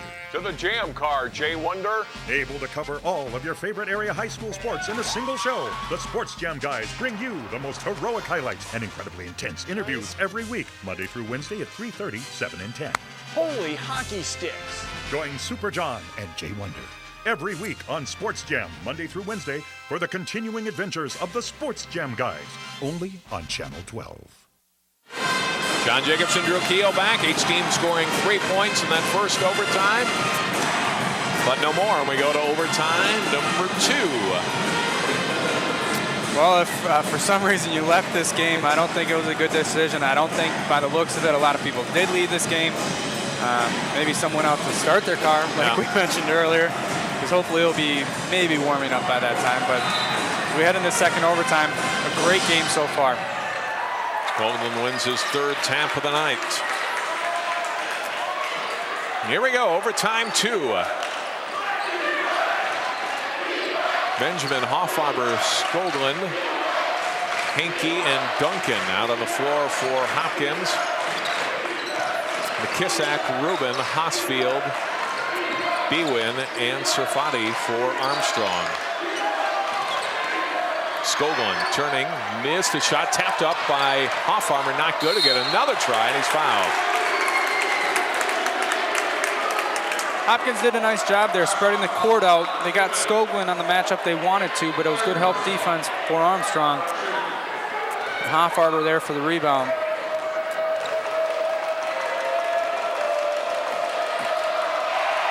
Lefty with his first free throw attempt and got it.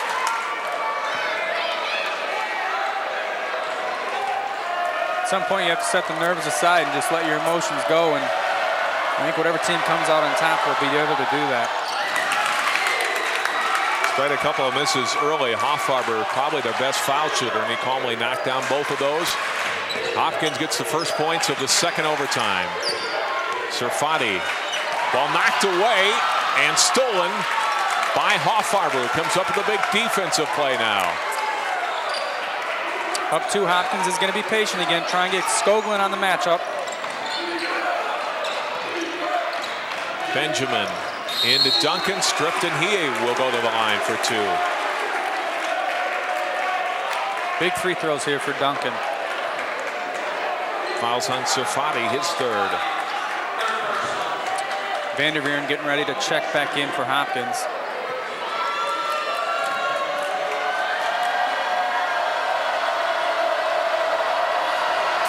Duncan, who has struggled from the line most of the night, knocks down that one, and now Hopkins with its biggest lead since the end of the first quarter, up 14-11. Skoglund out, Vanderveeren back in for Hopkins. So tough for the opposition. Check one guy out at 6'10", come right back with another 6'10" guy. Second one missed. Vanderveeren got the rebound though, and he's fouled and will go to the line. Foul on Bwin, and yeah, at some point, no matter how good defense you play, size is size. They're going to get those offensive rebounds, Drew, and they're converting them into scoring opportunities here. And with a guy the size of Vanderveeren, even if you do put your butt into him and try and push him out, he's not going to move very easily. Thompson back into the game for Armstrong, and Bwin out. Yeah, that front line, that big front line is helping out.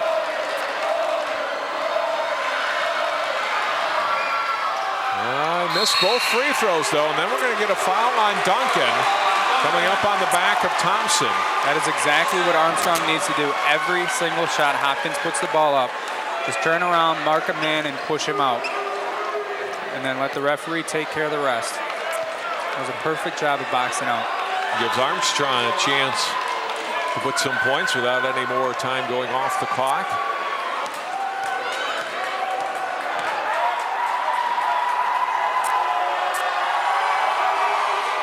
And yep, the first one will get a second. Big first free throw there. Armstrong's still in the 1-on-1 situation. You got to make that first one to get a second chance. 18 fouls on Hopkins in the second half and overtimes. Thompson got 1 out of 2. It's a 2-point game. I think Hopkins is going to spread the ball out again. Try and get Vanderveeren on his matchup. Benjamin. Up top it goes. Now it's Hinkie. And he is fouled by Serfati. And it's been all fouls here in overtime on Armstrong, giving Hopkins a chance to cash in from the line. I think Hinkie making a very good decision there. Don't force it in down low. You have the ability to get to that key, to take a jump shot, and hopefully you don't make the shot, you could draw a foul. Hinkie missing the first one. Well, Hopkins getting chances from the line doesn't mean they're always scoring. They've missed the last 3 now. Got the second. Lucky bounce there. 15 in the game for Hinkie. 3-point Hopkins lead. Kisak almost gave it up, but able to get the pass off for Rubin. Rubin's shot partially blocked by Hoffarber. Armstrong thought that should have been a foul, and at the other end, Vanderveeren throws one down. And Armstrong will take timeout. Greg Miller halfway out on the court. He was at the midcourt. He really thought that should have been a foul. Alex Rubin took the shot. That young man right there, Vanderveeren, is having a heck of a game. He is working very hard down low, and it is paying off for him. Even though Burnell Benjamin was trying to get him to slow it down, It was a good decision to push it up the court. Transition offense.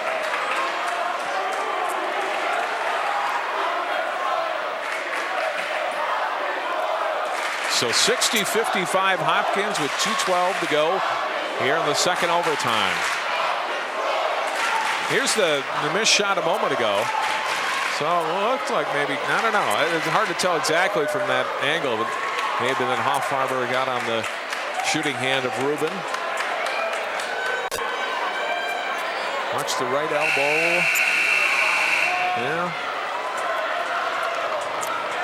Again, I think the referees are letting these young men play, and it's probably a good decision with how much this game means to each and every one of these players, that you don't want to make a call that is a bad call. You might as well let them play. And I couldn't tell from that look, to be honest. 2:12 to go. 60-55. Hopkins comes full court man-to-man. Something they pride their defense. They pride themselves on their tough defense. Servati, and he is fouled by Henke. I don't think he knows it. I don't think he knows it. He's ready to shoot two. Going the other way. He's ready to shoot two. And Kenny thinks he should be shooting two. Henke's like, oh, it's fouls on me? He was certain he was going to the other end to shoot free throws.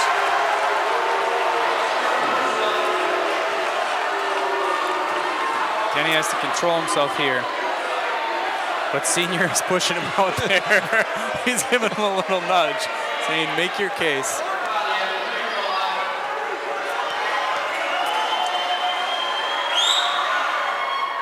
Free throw made by Servati. Well, I can see where maybe Henke didn't think the foul was on him, although I'm not sure where he thought he was going to go back to the other end to shoot fouls because nobody touched him. Fortunately, there are 3 officials watching every little part of this game. Servati only able to get 1 out of 2. Almost a turnover in the backcourt. Good try there by Thompson to try and draw something. Benjamin almost lost it, but didn't.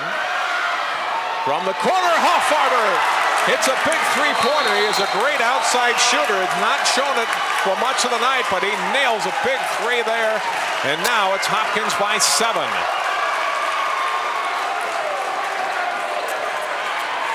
Hopkins feeling pretty confident at this point. McKissack drives, and the foul will be on Vanderveeren. Probably a good call. Maybe a step too late. McKissack once again going to the hoop, drawing a foul. Tough call again. Very tough call. First of the night on Vanderveeren.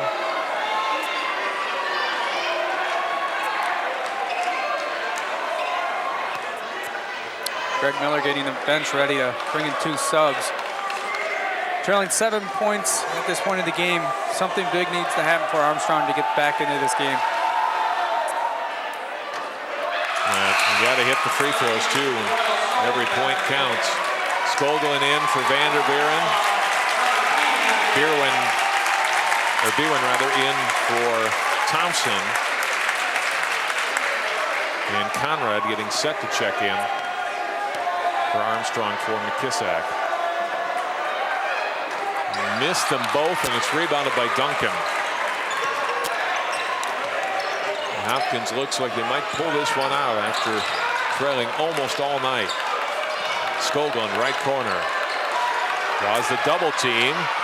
And boy, he waited too long, Drew, to get that pass off. The double team came to him. Although the foul, I think, is going to be on Armstrong. He work out instead for Hopkins anyway. But it's one of those things where the height, it just keeps coming into play. He's a 6'10" guy. He's able to keep that ball, and he's able to see over the head of the defenders. Just keep the ball moving. Don't let them get their hands on it. And boy, that three-pointer by Hoffarber really took a lot of air out of this gym. Took a lot of heart out of the Armstrong players, too, it looks like. And that foul on Servati is his 5th, but what a terrific game that young man played tonight, Drew. 28 points for the senior for Armstrong. Yeah, great night. He'll never forget this night. Full house, maybe the coldest day of the year. coldest day ever, for all we know. He really lit it up. He made his shots when they counted. Hoffarber missing first free throw. Still a 3-possession game, though. Not much clock up left. Game, they lost. Missed them both. Rubin comes back at the other end and hits. That's what Armstrong has to do. They have to push the ball up court, get quick shots, hope for a turnover. If not, they have to stop that clock and force Hopkins to make their free throws. Benjamin driving and is fouled out top by Rubin.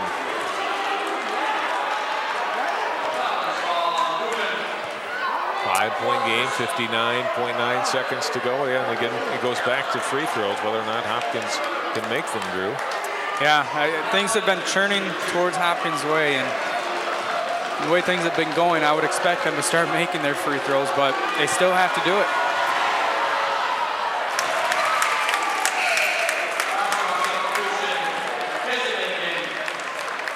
Either way, a great performance by Armstrong to hang with this Hopkins team where they were facing a very big height deficit.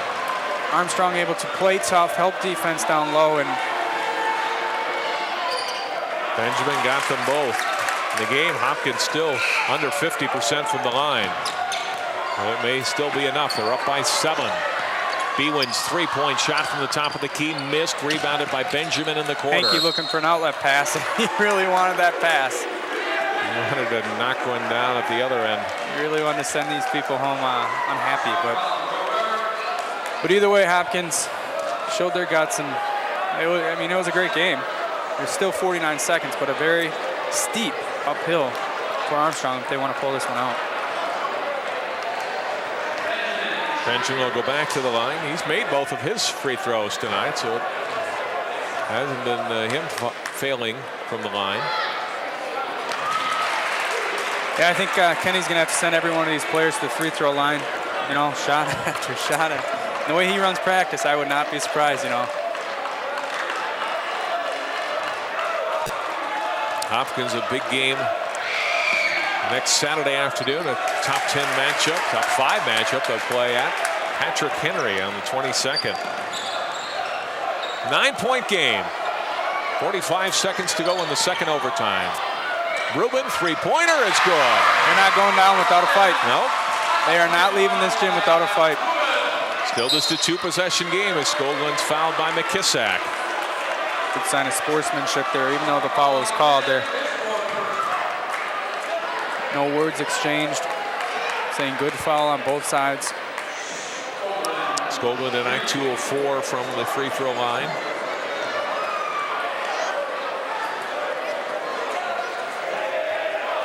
Well, Drew, really, if he hits one of them, it should about do it, but he misses both.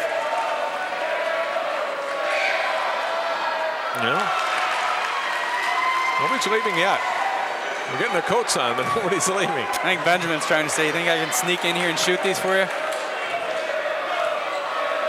And Novak's like, I can't take much more of this. Yeah, he did get the second one. So again, it's a 3-possession game, and now just 30 seconds to go. Armstrong needs to get the quick shot. Three-pointer from Weber. This one comes out, rebounded by Bwin. Another three-pointer from McKissack. That's short, and that should do it as Hoffarber is fouled with 17.6 seconds remaining. Well, even though they're not going to pull this one out tonight, I think Armstrong learned a lot about themselves tonight and take a great lesson into the rest of the Classic Lake Conference season. Yeah, I think this is the team that Greg Miller often tells us about that we should see in practice. They never give up. Even if they miss a shot, they're going to fight for the rebound no matter how big of a difference the size the opponent is. They're going to continue fighting, fight for the loose balls. And they did a great job on helping out defense down low. They helped backside. They'd front the big guy early on, help out backside. Created a lot of turnovers and forced a lot of outside shots that Hopkins was not able to knock down early on. Hoffarber continuing to struggle from the line, missed them both, but doesn't matter. Hopkins got the offensive rebound and knock away at midcourt. Henke gets it back to Benjamin. Back out to Henke, and they will run out the clock, and the Hopkins Royals survive a scare. They keep their conference winning streak alive. It's now 48 games as they pull it out in 2 overtimes against a very feisty Armstrong team. 68-61 is the final, Drew. Yeah, for how heartbreaking of a loss this might be for Armstrong, they cannot leave the score with their heads down. They have to know that they put up one heck of a fight, and they really learned a lot about themselves, that they can, as we talked about in the pregame, can they hang with the great teams? Can they beat a great team? I think they showed tonight that they can beat the best team in state. Shots just did not fall down when they needed them to. Hopkins gets a win. They're 12-0 and 2-0 now in the Classic Lake. And we'll take time out and be back and hear from a couple of the winning Royals players. You're watching Classic Lake Conference boys basketball on Channel 12 Sports.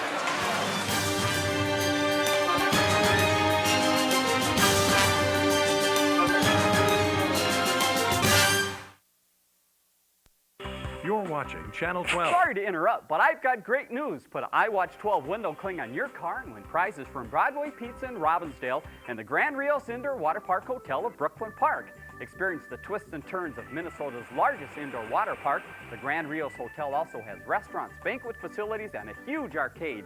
Get your cling from Channel 12 staff by calling our studios or going to 12.tv. And by the way, thanks for watching.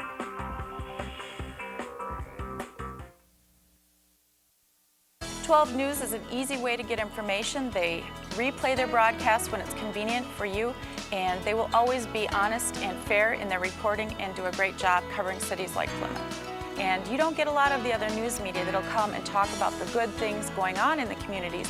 Channel 12 News will often call me here at City Hall to find out what's going on, what's on our agendas, and what's happening in the community. So if you want to know the up-to-date information, Channel 12 News is there to cover it. Watch 12 News every day. Hopkins wins it in double overtime tonight over Armstrong by a final score of 68-61. A great one here tonight at Armstrong. John Jacobson back now with Andrew Henke and Arden Skoglund. And Arden, this was a terrific basketball game. Even though you guys struggled for much of the game, you were able to pull it out and win it in 2 OTs. Yeah, it didn't look good for a while, but we just kind of never quit. I mean, I don't know. I didn't really feel like they were ever going to beat us. It's probably not nice to say about them, but sorry. And you're able to win it. I mean, what was the key to getting the comeback? Because they had a sizable double-digit lead on you for much of the middle part of the game. Yeah, we didn't quit. We went to every board and we started locking down on defense and just not let them get open shots. 12-0 on the season. Obviously, you can't get a better start than that. How do you feel you're playing right now? We're playing pretty well. We're playing pretty well. If we can really pull it together, though, we'll be all right. All right. Congratulations on the win here tonight. And Andrew, for you, 15 points in the game. Talk about the game tonight and the floor. I mean, this is a great high school basketball game. And I was surprised many people came out with the weather the way it was tonight. And they had a great crowd and a great atmosphere. Yeah, we like basketball in Minnesota, which is a good thing. But, we came out a little slow. They got on top of us there in the second quarter. We just knew at halftime we had to change some things, make some adjustments, come out hard and play with our hearts in the second half, trying to win. They gave you a great game, though. Yeah, they're a tough, little scrappy team. They shoot the ball extremely well, and you just got to make sure you find the shooters and get the boards. Big test for you. How much does a game like this help you? You can win a close one and go to overtime, even when you didn't play your best, and still get a W at the end. It helps you in the terms that you're going to have games like this where you're not going to play as well as you should or you could play, and you just got to fight through it and grind these ones out. All right, nice win here tonight. Congratulations. 2-0 to start the Classic Lake, too. Thank you. All right, Andrew Henke and Arden Skoglund, the Hopkins Royals. Winners tonight, 2-0 now in the Classic Lake and 12-0 on the season with a 68-61 win in 2 overtimes against Armstrong. Thanks for tuning in for this high school basketball game tonight. Hope you've enjoyed all the action. And for Drew Keogh and all of our crew, I'm John Jacobson. Thanks for watching Classic Lake Conference Boys Basketball on Channel 12.